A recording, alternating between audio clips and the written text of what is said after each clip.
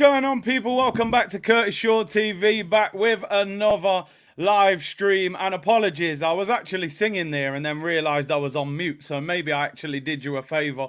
But it's the morning or the afternoon after the night before, people, and we're here again. What a night it was. If ever you wondered why you're a football fan sometimes, last night is the reason why you are a football fan, and in particular, an Arsenal fan. I was actually singing and dancing then, but everyone was saying I was on mute. I'm like, just wasted vocals there. I was singing, really well. But listen, what a night, what a game.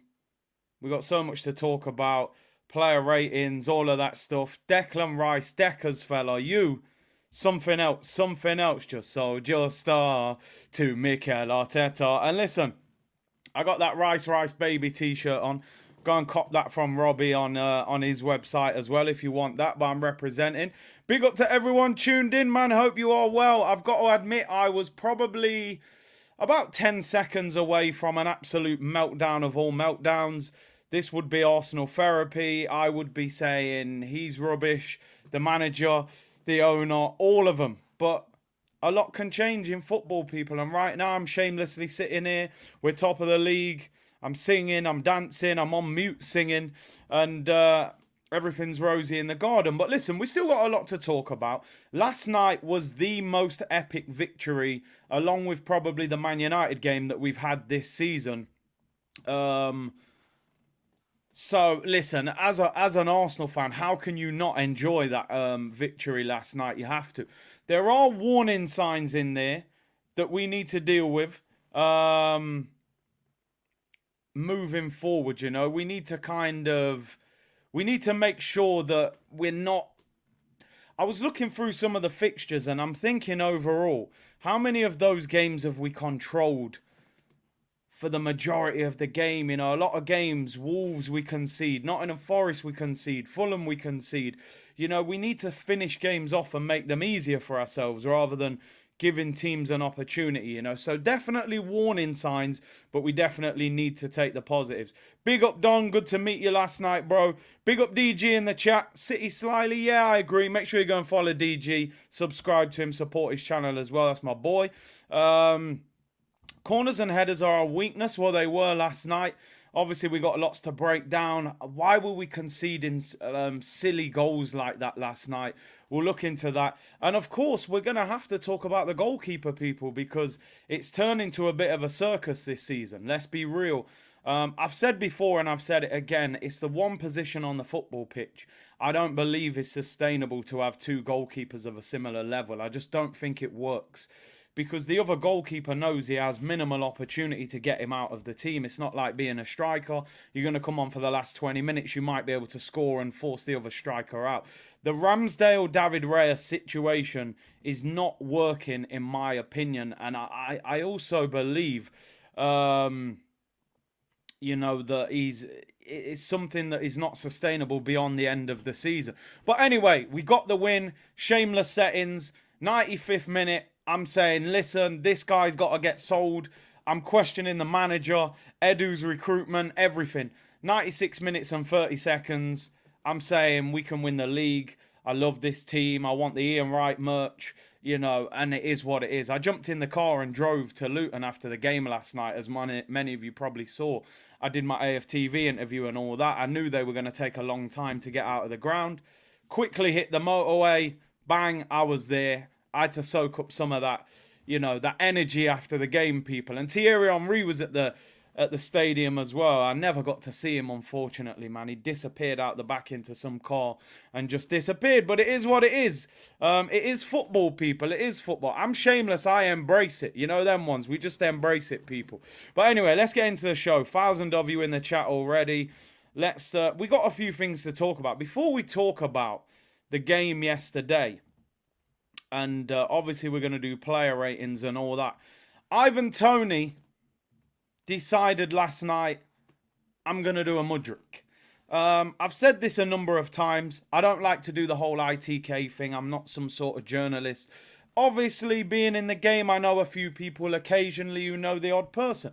I know for a fact Ivan Toney wants to join Arsenal. Right, I have it on good authority. I think you all know anyway. You saw the Stephen Bartlett interview, but behind closed doors, he wants to join Arsenal. Ivan Toney decided to join Destiny's Child last night. He said, listen, he might not be Beyonce or Kelly Rowland, but he was Michelle or whoever the other one was before Michelle. I always forget that one. But anyway, Ivan Toney goes on Instagram last night. He's wearing these recovery massage things that you can put over your leg. Obviously, he must have been training yesterday.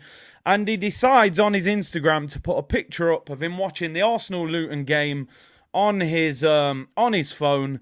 He added Declan Rice and said, what a game. Obviously, Declan Rice is international teammate. He then proceeded to delete the post, which tells you everything. You know, he would have got a phone call from somebody at Brentford or maybe his agent saying, you know what, bro, maybe that's not the best of ideas. You've done a Stephen Bartlett interview saying you would like to play for Arsenal. You're a Liverpool fan. Now you're putting up pictures of Arsenal games. You know, people said he was watching it on IPTV, which is even funnier. I'm sure a man of his financial situation can afford Amazon Prime for about $7.99 a month, Ivan. Listen, it's not that expensive. You can even get a free 7-day trial. But Ivan Toney, you know, he sent social media into overdrive. What I think about the Ivan Toney situation is that I think he's desperate to get the move, because as a footballer, you've got to understand it's only a short career. People have to understand Ivan Toney was in the Premier League at Newcastle and he had to go all the way back down the ladder. Wigan, Scunthorpe, Peterborough, Brentford, all them lower leagues. He turns 28 in March. He's thinking, listen, it's got to happen for him now. It only takes one bad injury and he never plays for Arsenal or Chelsea or whoever would come in for him. So he is desperate for that move in January. I just, unfortunately, don't think we're going to get him. But yeah, he was doing a Mudryk last night and then deleted the post, which is even funnier. Samaz, thank you for the super chat, bro. He said, I think Arteta is very smart. He's setting up the team and giving an impression that we are struggling and winning under the radar with Raya. He only lost to Newcastle. VAR and the ref cost us that. Listen, Arteta's a smart guy and he will want Arsenal to have that ability to finish teams off. There's no way that Arteta's sitting there going, oh, I like the fact that we're stumbling over the finish line at times. He doesn't want that. He will want Arsenal to learn to go to places like Luton and finish the games off earlier. There have been a lot of games. I was looking through a lot of our results throughout this season. And I don't want this to come across in a negative way. I'm just being observant. You know, Forest 2-1. Crystal Palace 1-0. Fulham we drew. Man United we scored 2 goals in added on time. Everton 1-0. Tottenham we drew. Bournemouth was convincing. Man City 1-0. Chelsea 2-2. Sheffield United 5-0. That was convincing. Newcastle we lost 1-0. Burnley was 3-1. Shouldn't have conceded. Brentford 1-0. Wolves was 2-1, made hard work of it. Luton 4-3, made hard work of it. We are winning a lot of games by 1 goal in games where we're actually taking the lead. And I think, you know, we have to be careful because there will be days where you don't get that Declan Rice winner. There will be days where you concede an equaliser late on, or, you know, we've got to learn against these teams to just finish them off and take the pressure off us. It's not sustainable to keep winning games like that. But however, while we're there, while we're top, we'll lap it all up and enjoy it. That's for sure. That's football. And I think the positive thing for Arsenal is we're top. We have a slight gap, but we still don't feel like we're at our best. And I think that's what's positive about Arsenal. But we do need to find a way to hit that higher level and start finishing these teams off. You can't stumble to a Premier League title. You can't. There has to be a period in time where we start to really hit form, not just in results, but performances. But listen, we got the job done. Let me just make one thing clear. We weren't great last night, But number one, we found a way of winning, which is what great teams do. And number two, trust me, that is not an easy ground to play at. I've played at that stadium, and the atmosphere when I played was not like that. I was in the Conference Prem at the time. There was probably about 6,000 people there. You know, half that stadium was empty. Last night, that was a rocking atmosphere. The TV cameras were there for an upset.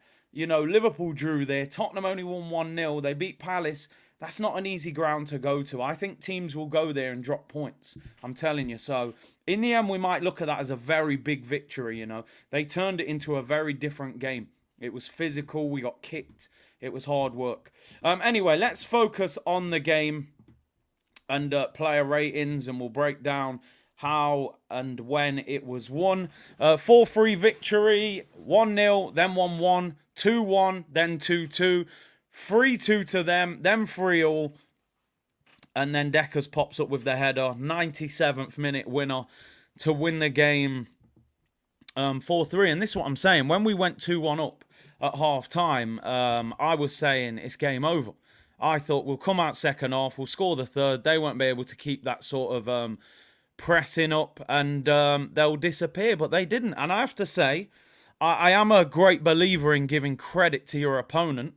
I thought Luton last night were excellent. I'm going to be totally honest. I thought they was excellent. If they can play like that for the majority of the season, they'll stay up. But listen, the problem is you tend to lift your game for the bigger teams. Can they play like that against mid-table and bottom half teams? That'll be their biggest test. I thought Ross Barkley absolutely rolled back the years last night. He was absolutely brilliant in the first half. I thought I was in a time machine. Ross Barkley and Andros Townsend causing us problems. I've said it before and I've said it again. Being an Arsenal fan, I'm convinced I'm in the Truman Show. Someone's going to pop out with a camera. I couldn't believe it. Ross Barkley and Andros Townsend. Andros Townsend went from having long hair to being bald to having even longer hair.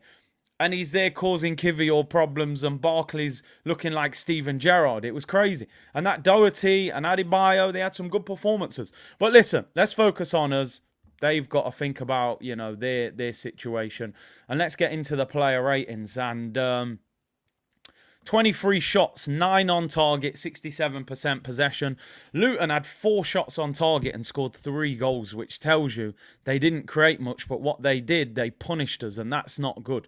We conceded easy goals. As I said, losing doesn't mean everybody played bad, and winning doesn't mean everybody played well. And certainly, some players did not cover themselves in glory. None more so than the guy that we're going to start with. And I don't want to make this a, you know, let's destroy a player and write them off, because I've seen players go to clubs, start badly and end up being quality players. The goalkeeper situation is becoming a problem in my eyes. I don't think it is in Mikel Arteta's eyes, because I think David Raya will play against Aston Villa. I think he'll say, we won the game, it happens. You heard him in his post-game interview. He didn't want to talk about it. He didn't want to mention Raya. I think he will play him. And, you know, I don't know if you saw Aaron Ramsdale having a smile, saw himself on the screen and quickly put that smile away. He's lost his smile, his dad said. He definitely found it last night. David Raya, for me, last night was absolutely shocking. This is me being kind. I'm sorry. I'll only say what I see, people. First goal's not his fault, in my opinion. It's a bullet header, poor defending. Second goal, ridiculous. You're getting out jumped by somebody, yet you're a goalkeeper. You can put your arms in the air. Absolutely horrendous. And Newcastle goal, which we all went crazy about. David Raya was at fault for that. Mudryk lobs him from across. Now he does this. The third goal's pathetic. Goes straight under him. No reactions. And listen, I'm going to say it. I'm going to say it. The goalkeeper situation for me, I don't mind anybody getting dropped as long as you upgrade them. For me, David Raya doesn't look better than Ramsdale. I don't particularly think one of them is much better than the other. Raya's probably better with the ball at his feet. Ramsdale's better at certain things. I would genuinely have no problem with selling both goalkeepers if you got me a significant upgrade. But there aren't many top quality keepers out there, and a lot of them are in their 30s, blah, blah, blah. David Raya gets a 2 out of 10. He gets a 2 out of 10 for me. I thought those mistakes were absolutely horrendous. And I'm going to be totally honest, I think he should be dropped for Aston Villa. Even if Arteta thinks he's the number one, which he does, you should not allow him to think that those mistakes are acceptable at a big football club. He should be punished. He should be punished for that's like a striker missing 2 open goals, in my opinion. He should let him know this is Arsenal. You can't just do that and continue to play. You need to be dropped. You need to be dropped.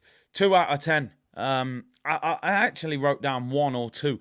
You could even give him 1. Those mistakes, he nearly cost us that game yesterday. He tried his best. 2 out of 10 for David Raya. Shocking. But I think he'll play against Villa. And I think Ramsdale's time will be up. I think we need a top quality goalkeeper. I really do. I would go for somebody else and not complete that loan, but it sounds like they've done the paperwork. Let's go to right back, Ben White. Do you know what? I watched back the game this morning just to give myself a bit more context in the player ratings. And I actually don't think Ben White played that well. I thought he had a better game than I sort of thought he did. I watched the game back and I thought, even on that third goal, he's not close enough. He could have blocked that. He gets a brilliant assist for Gabriel Jesus. But I don't think he played that well. The assist might make me put that up a bit. I had a 6 written down this morning. I watched his performance back. And I don't think he defended well. I'm going to give him a 5.5. I give him that half because he got a great assist. He did really well. It's a brilliant ball in.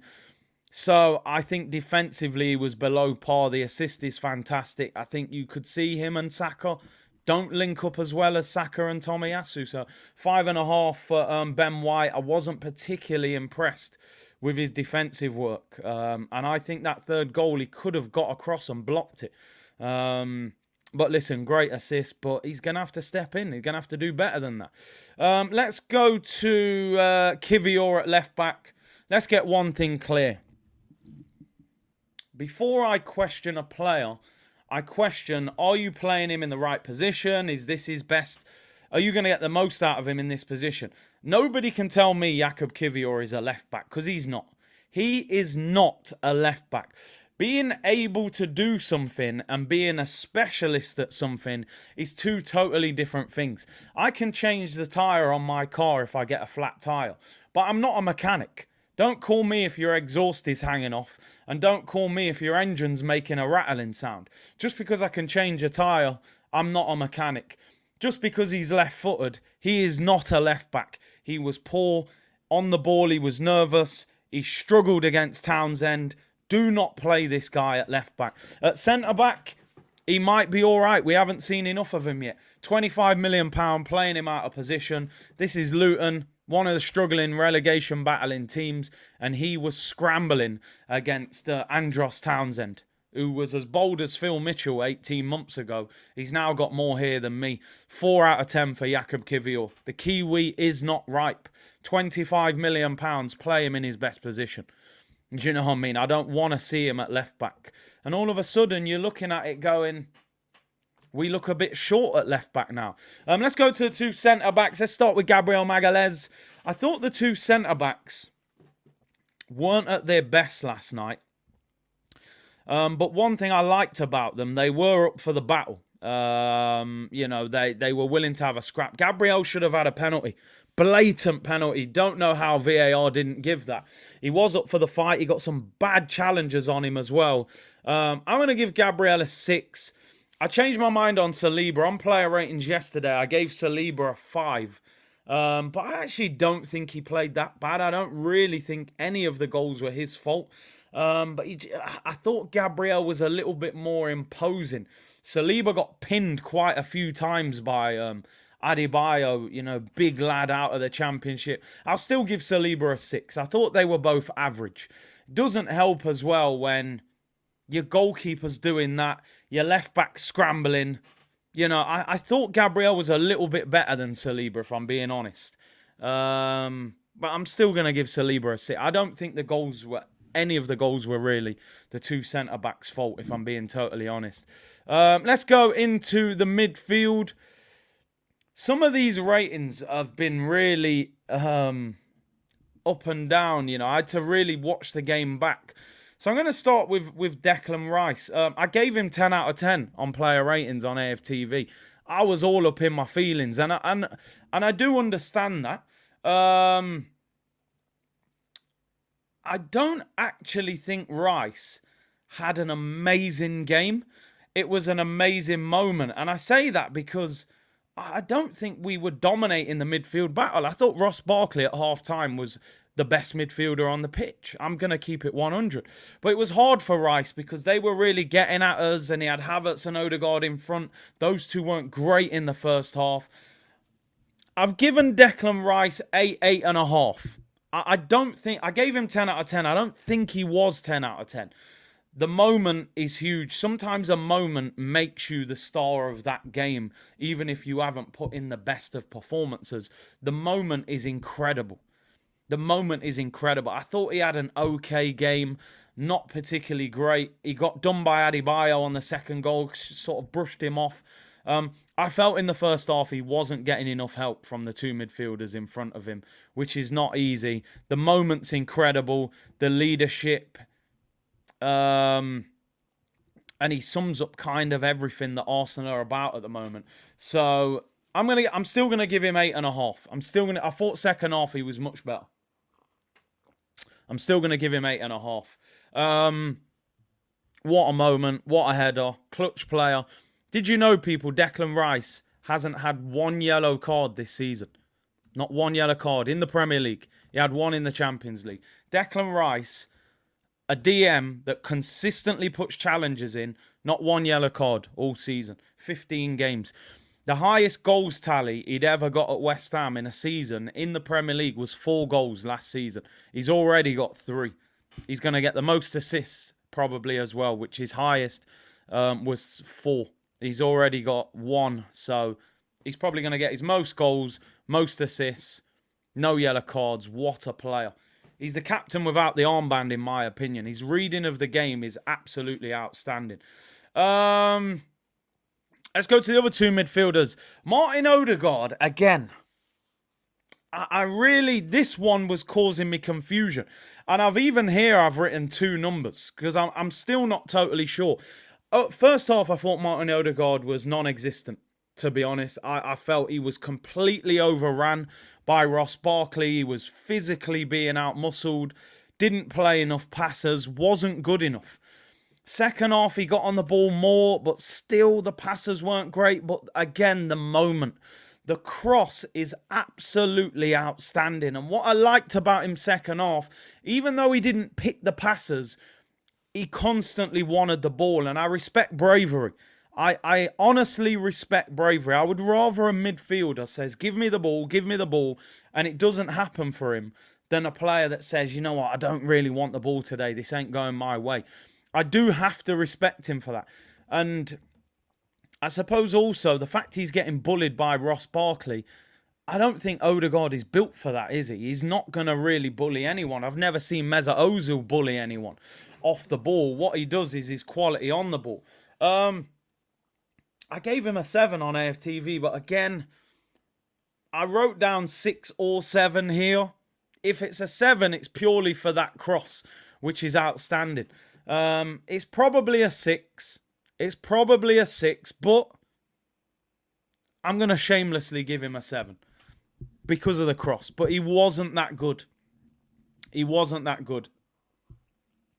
Those games just don't suit him. I think in games like that, and I was saying this on camera yesterday, those games are why we're looking at Paulinho. They're why we need Thomas Partey back fit, because I think if you've got 2 strong centre mids in there, it frees him up a little bit more. But he wasn't, I don't think he was great. And you're right, you know, Green. The cross doesn't really warrant a 7, but what I am giving him credit for is second half, he wanted the ball. And it didn't look like anybody else was really doing that. You know, Havertz ain't that kind of player. Rice is playing deep. Where's the connection between midfield and the attack if Odegaard's not in that midfield? That's the problem. So I think we've still got to give him some credit. He was very poor first half. I thought second half, he was a lot better. And I respect the fact the guy consistently wants the ball. And without Odegaard, I don't know who gets on the ball and tries to make anything happen. So I have to respect what he is. I agree with you, Sin. The old Odegaard might have been subbed off. And the ball, by the way, the ball's outstanding. The ball is absolutely outstanding. What a ball. It was just begging for somebody to score it. So I'm going to give Odegaard some credit. Let's go to Kai Havertz. And again, I'm going to give this guy some credit. I said before, and I've said again, and I think Kevin Campbell said it as well. So I actually agree with Kev for once. Havertz is not a player that you're going to watch and you're going to go, wow, wow, wow. He's not Cesc Fabregas. He's not Alexis. He's not Mesut Ozil. He's not going to keep getting on the ball and bringing up moments that you can't believe. What this guy's got to do, win his headers, make runs off the striker, pop up with important goals, be somebody that's difficult to mark, and contribute to the team. What I really liked about Havertz yesterday, number one, he was up for the physical battle. He didn't look intimidated. And number two, he made some fantastic runs off Gabriel Jesus. A lot of them will go unnoticed. Gabriel Jesus' goal, go back and watch the run that Havertz makes across the front post. Pulls a defender away, leaves Jesus in space. Good link-up play. Then he gets the goal. Jesus gets the ball into feet. As a striker, sometimes the ball comes into you. You need a midfielder to run past you. Lampard made his whole career off doing it. Up to Drogba, makes the run, scores. It's a great run into the area. Finishes it off. 3 goals in his last 4 games. I'm going to give him some credit. And I'm going to give him 8 out of 10. I think he's improving. I think he's becoming part of the group. He's starting to contribute. And that's what he's got to continue to do. He's never going to wow us. He's just got to keep chipping in. Go and finish this season with 10 Premier League goals. Go and finish with 5 assists. Go and get on the ball. Be difficult to mark. And no, listen, Noonan, I am starting to believe in him a little bit. I feel like when I was watching him at the start of the season, I thought, does this guy really want to be here? He don't look interested. Now he looks like he's becoming part of the group. He appreciates the support of the fans. He's chipping in with goals. He's not hiding. He's making good runs. He's doing interviews saying how happy he is to play for us. The energy is right. And I have to say, Granit Xhaka took 5 years, in my opinion, to do anything worthwhile for this football club. Kai Havertz had 20 games. It's a long time, really, but compared to Xhaka, it's not. And I think he's getting better. So we're all in support of him at the end of the day. We need more from him. So big him up, man. We all want to see him do well at the end of the day. Let's go to the front three. Gabriel Martinelli. Again, I watched the game back. And I don't think Martinelli played that well either. I gave him a 7 again last night, but I just think he struggled. He struggled a little bit. The thing with Martinelli, what makes life difficult for him sometimes, Martinelli likes to do his work in space. He doesn't like to do it in tight situations. And in games like that, you ain't getting no space. So every time you're trying to run, you're getting clattered. He got kneed in his back. You know, it was that kind of night. The ref wasn't going to protect him. They were going to be physical with him. I've always said it's way harder to play left wing for Arsenal than right wing. It's quite simple. You've got a left back that ain't going to overlap you. You've got a left-sided midfielder that's not really going to overlap you. So he's 2v1 pretty much all game, but his decision-making's got to be better. I'll give him some credit. He scored the goal. I mean, it's kind of similar to Odegaard. So really, I should give him a 7. I'm tempted to give him a 6.5, but because I'm in a good mood, I'm going to give him a bit of a shameless 7. I will say it's a hard shift. Trust me, that's a hard shift. You're playing left wing and your left back's in the middle of midfield or sitting back there. You're looking for that. Pull a defender away so I can go 1v1. It was a hard shift for him. He still chipped in with a goal. Couldn't believe it was only Martinelli's second Premier League goal of the season. Listen, Martinelli and Martin Odegaard for me weren't great, but they both produced big moments. A goal and assist, that's what it's about. People saying he was nowhere near as good as Odegaard. The goal was important though, wasn't it? You know, the front three are there to score and get assists. So, but I'll be honest with you, I've said it openly. I think Martinelli was probably a 6.5. But we're in a good mood, man. It's good vibes, man. Let the good times flow, people. Let's go to Bukayo Saka. I thought Saka was better than Martinelli yesterday. I thought he caused problems to their fullback. Constant threat. Great little 1-2 with Ben White. And I thought he played well. I thought he stood up well to them yesterday. And that Luton left-back was on Saka as well all game. I'll give Saka 8 out of 10. I thought he played really well yesterday. I liked that performance. He didn't have the overlapping runs of Tomiyasu, so it was a different game for him. They fouled him constantly. They knew he was the main man. You see their manager after the game saying that Rice and Saka are world class. I thought he was really good yesterday. What I like about Saka is he's strong on the ball, man. Saka can handle that battle with a strong fullback. And listen, he keeps producing numbers. That's what Saka does, people. He produces numbers time and time again. Another assist, sets up Martinelli. Pre-assist for the Jesus goal. Brilliant performance from Saka, 8 out of 10. I thought he was excellent. Let's talk about Gabriel Jesus. It's interesting because the first 20-25 minutes on the stream, I'm saying, this guy is doing the Lacazette thing again. He's at right back. He's in defensive midfield. He's on the left wing. This might be a bit controversial overall. Gabriel Jesus gets man of the match for me for yesterday. I watched the game back and I thought it after the game anyway. But when I did player ratings with AFTV, I was just caught up in the Declan Rice hype of the moment and how big it was. Gabriel Jesus, for me, was man of the match yesterday.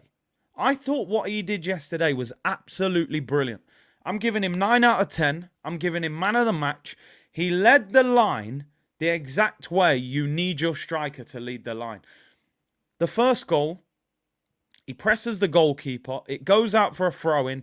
Most strikers would have stood there, let the right winger, right back take it. He runs over to the ball, throws it in, crossed in by Saka. Martinelli scores. First goal, he plays a great part in that goal. Second one, great run, back post. Havertz pulls the defender away, heads it in. I keep complaining this guy's got to be in the penalty area. He is, and he scores.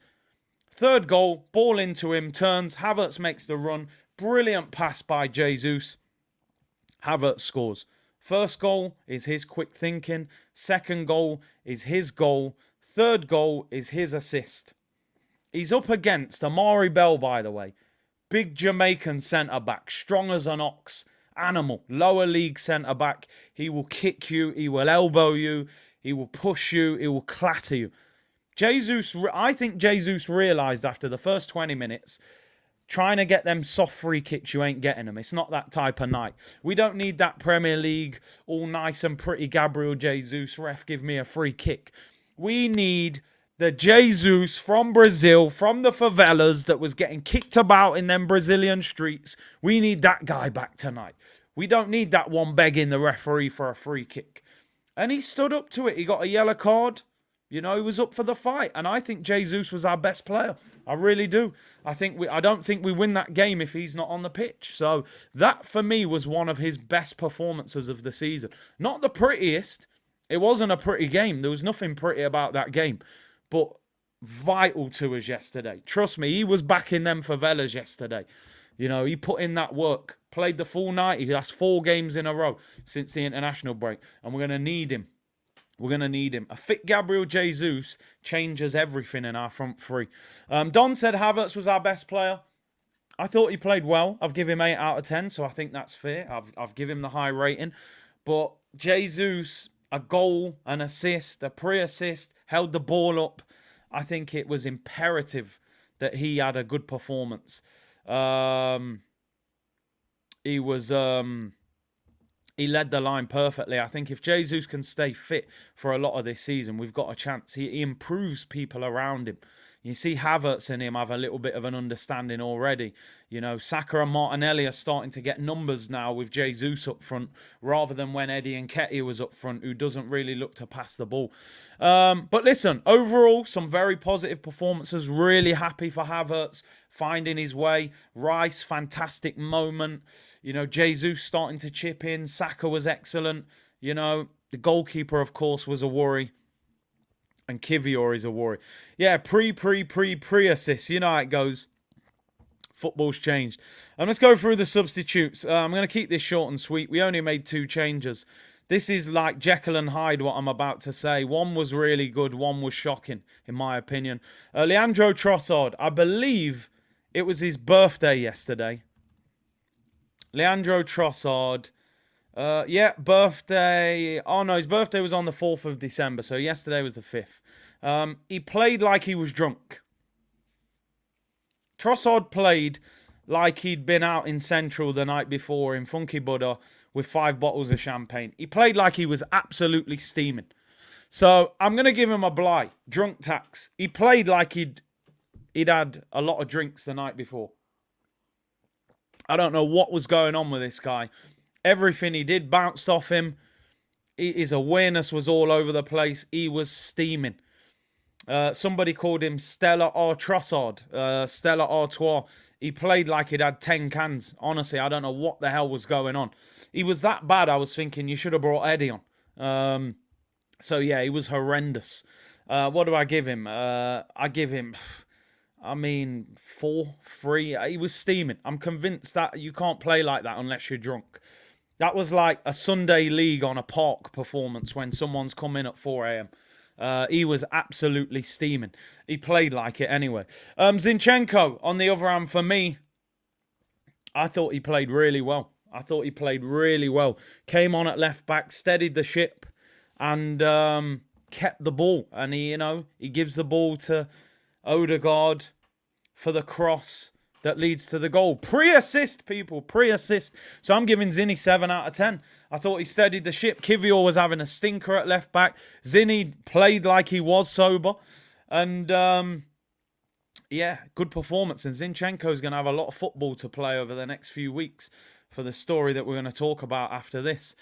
Big C, do you know we are top for individual mistakes leading to goals? Needs fixing ASAP if we want to win anything.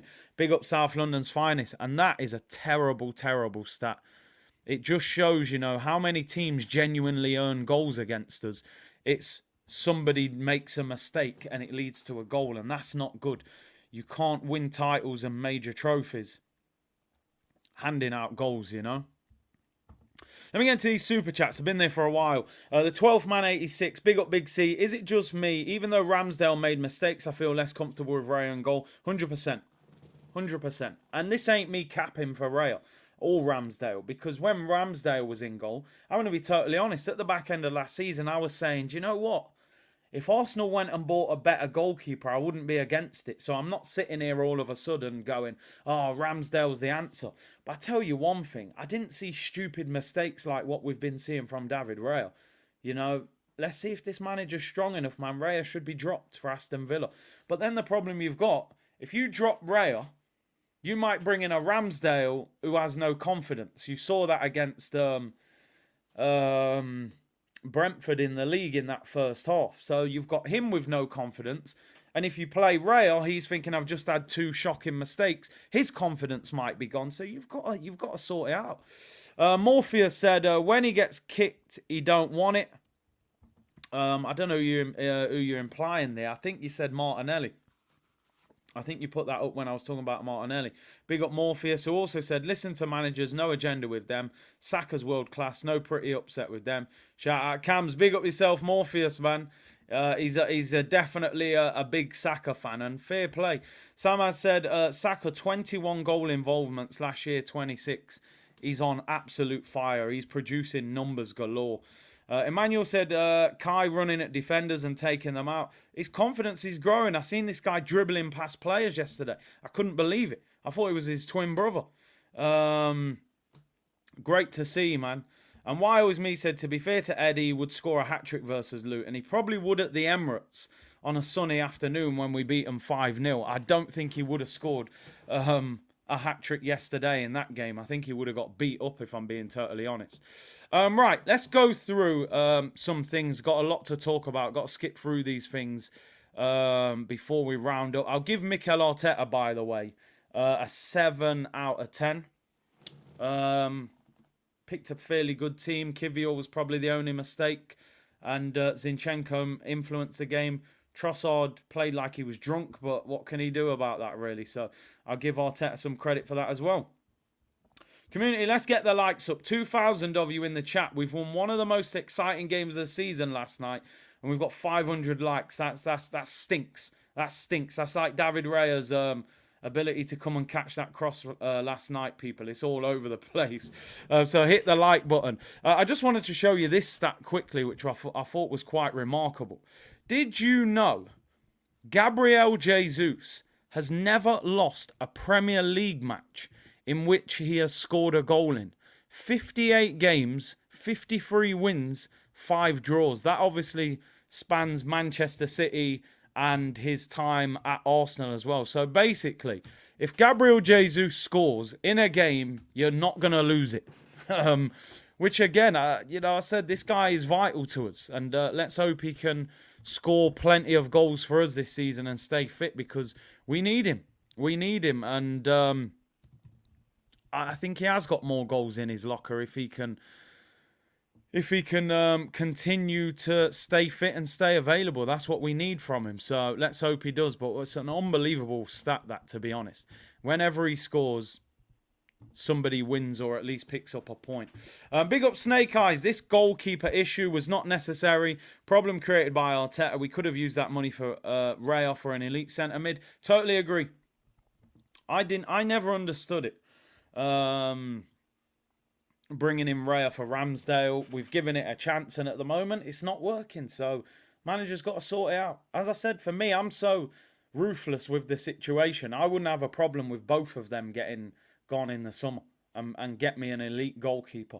But I don't think it will happen. Raya's going to sign. Ramsdale will go and he'll sign a number 2. But I'm not sure this guy's good enough, man. He looks like he's struggling with the pressure.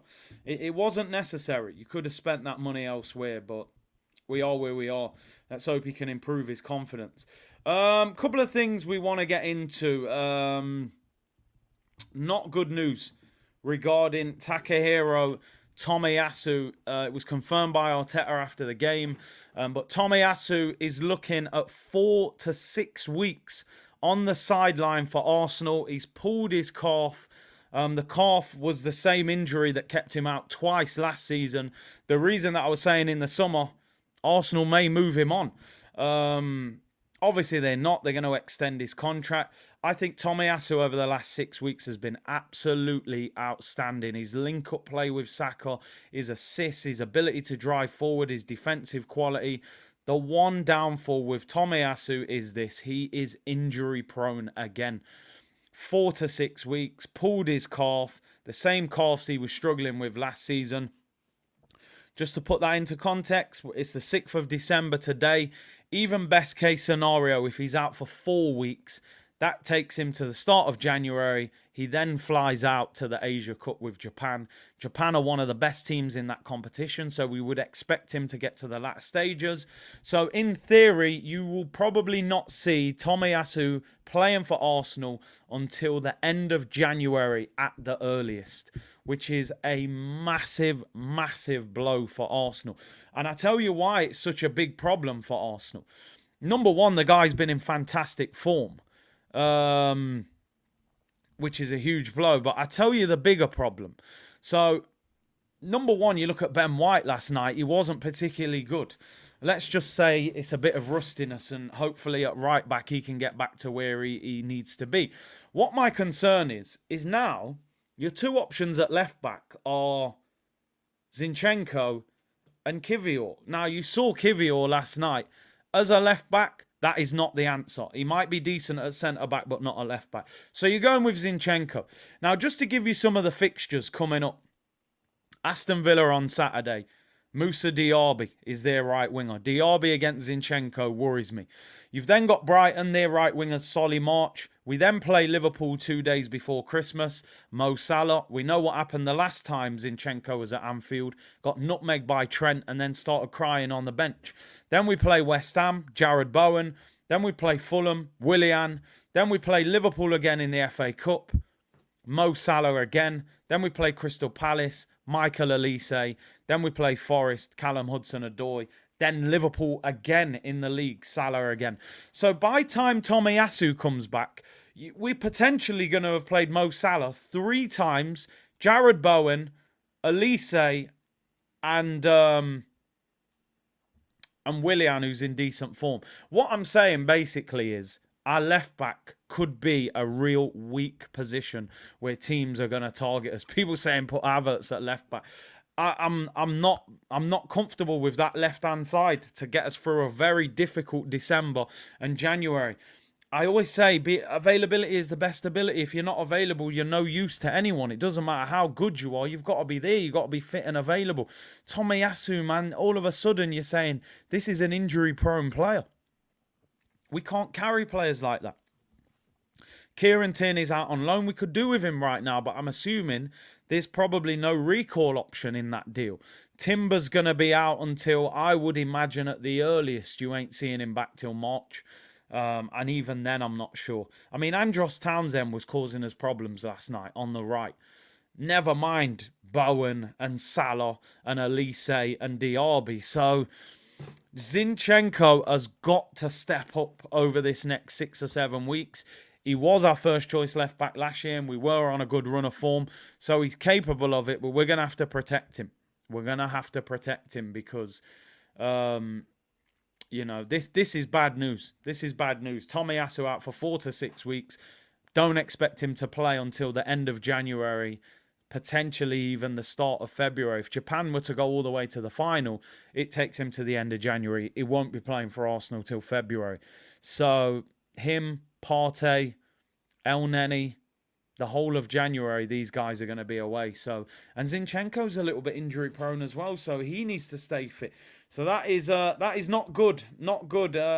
Bittersweet, you know, you win a big game, but you find out he's out for 6 weeks. And another thing that was just absolutely ridiculous last night is this, people. Mikel Arteta received a yellow card for his celebration after Declan Rice scored the winning goal last night. Now he has received 3 yellow cards in a season. This leads to a 1-game touchline ban for the manager. And the crazy thing is, his celebration was not even that over the top. The coaches were going way crazier than him. Yeah, he runs out of the technical area a little bit. So what? I saw Haaland up in the referee's face the other day, telling him to F off and pulling all types of crazy faces.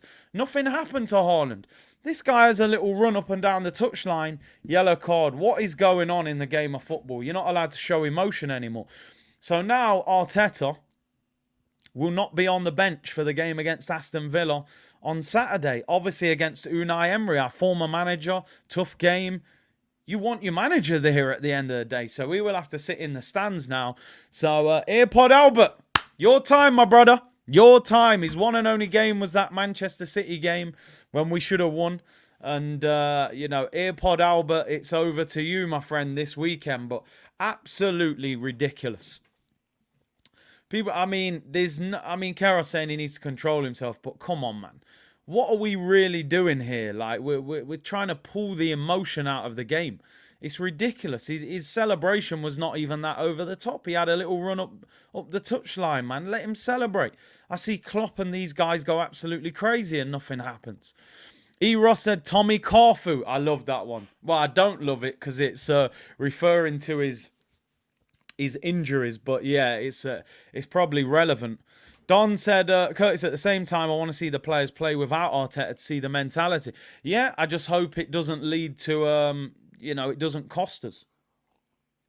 You make a great point there because people have said at times it seems like Arteta's micromanaging the players. So it'll be interesting how they play receiving less information. I got to be honest, when I played, I didn't want the manager to say too much. Sometimes they can tell you too much, but it'll be interesting. Hopefully we can deal with it. Whether the club will appeal, I don't know. I mean, Carroll's saying it's only Luton, but listen, Liverpool drew there a few weeks ago. If we'd drawn that game, I'd be doing Arsenal therapy now, having an absolute meltdown saying we've embarrassed ourselves. So I don't think it's about that we beat Luton. We expected to beat Luton. I think it's about the fact we scored a 97th minute winner in a Premier League game, in a title race. It doesn't matter if that's the worst team in the Premier League. You're going to celebrate that goal like crazy. That's what makes football so special. It's the emotion. And they just seem to want to take the emotion out of it. But it is what it is. Abdullah said, Mo going to AFCON. Yeah, Mo's going. I mean, listen, El Neni, no disrespect, El Neni is no major loss. But it's just another body that we'll miss. Them not like we and we not like them. Don't worry about it, man. I always say we don't need to be liked. But it's just frustrating. And I don't like to talk about the FA and PGMOL and all that. But you look at Gabriel yesterday getting pulled to the ground. They go to VAR, they don't give the penalty, and you're like, what the hell is going on here? And then your manager's getting banned, and it's like, what on earth is going on? But listen, we don't need to be liked. We just need to be successful. That's all we need. That's all we need. It is siege mentality, so let's just keep it moving. Anyway, let's get into... we've got a couple more stories to go through. Now, obviously, with... And big up Harry, who said, love the content, mate. Big up yourself, bro. With Tomiyasu now getting injured, it's potentially thrown the January transfer window up into the air a little bit, because now you're looking at it going, Tomiyasu out for 4 to 6 weeks. He then goes to the Asia Cup, so we may miss him for 2 months now. You've got Timber, who's out for however long. I don't think you'll see him till March, April at the very earliest. You've got Toney, who's out on loan. So we're short in defence. Right now, we've got Zinchenko, Gabriel Saliba, Ben White, Kivior and Cedric. That's nowhere near enough with Champions League, FA Cup, Premier League. That's nowhere near enough. Cedric's not good enough. Kivior at the moment is unconvincing, certainly at left back. Centre back, he might be all right. Haven't seen enough yet. So we're going to be relying on 4 defenders. Ben White, Zinchenko, Gabriel Saliba. So now we probably need a defender in January, which causes its own problems now. Can we recall Toney? Probably not. I doubt there's a recall clause. Anyway, Arsenal today, and Tierney's still injured as well. Arsenal being linked, according to Plettigol, with a move for Bayer Leverkusen right-back Jeremie Frimpong. I'm sure many of you have heard about him and watched him before. Absolute live wire of a fullback. To me, defensively, not amazing. I think he's better going forward. He plays more like a wing-back, but very highly rated. Lots of clubs looking at him. It's been revealed that the contract that he signed has a £34 million release clause. This can only be activated in the summer, but it's believed Leverkusen would be willing to let him go in January for a similar amount, maybe slightly higher. Reports saying maybe £40 million. I'll be honest, I don't see Arsenal spending £40 million on a right-back. I just can't see it. We are going to need a defender. I think Arsenal will probably... I said before, I expect Arsenal to only spend money on a centre midfielder. He plays right back. I think Arsenal will try and buy a midfielder, and I think they'll try and loan a defender as cover. Unless they sell somebody and make some money off someone to go and buy 2. I don't think we're going to buy a striker. I don't think we're going to buy a right winger.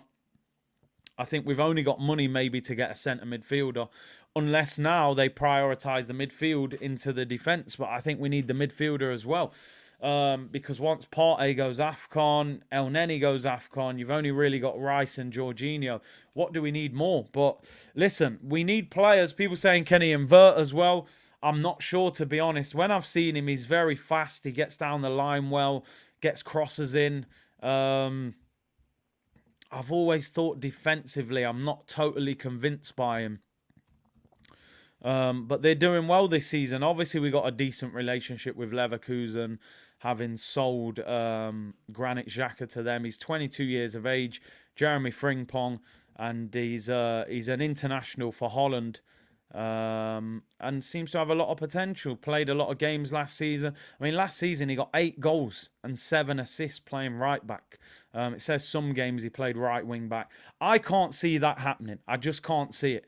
I don't think Leverkusen would actually allow him to go, even though the report says 40 million they would consider it. They're in a title race with Bayern Munich. I think they'll say, listen, you can go on your release clause in the summer. And I just don't think we would pay 40 million for a right back. So it's an interesting story. I'm sure we will be linked with defenders now because we're short there. But I can't see that one happening, if I'm being totally honest. I think those kind of deals would probably happen in the summer. Simon said Arteta didn't even get far. One of the staff pushed him back, knowing the situation. I saw that as well. De Zerbi ran the length of the pitch. No call. Arsenal should appeal it. It's ridiculous. I know the rules state you're not allowed to come out of your technical area, but managers come out all the time. Desmond said Curtis, he meant Mo Salah is going to AFCON. Oh, fair enough. My bad. I thought he meant Mo Elneny.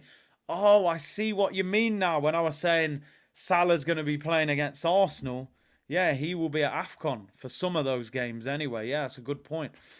Big up Desmond. And Rivers said, it looks like the same situation as last year. I hope Arteta has learned. Listen, I've said it before and I've said it again. I got a lot of criticism for it last year, but I stand by what I said. Last January was a huge part of the reason we did not win the Premier League, because we signed players that didn't make a big enough impact. Some people said Jorginho's been okay. Yeah, but okay doesn't win you the league.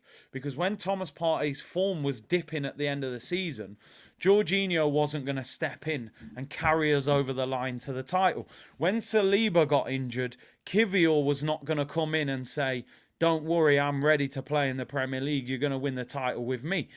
He was still doing work experience, trying to figure out what was what. And that's the level of player we don't need to be signing in this window. We need players that can improve the team and be game changers for us and influence the team. If Rice is out, the new midfielder can hold it down. So we need quality over quantity in January. I think we know already. Financial fair play stories all over the place.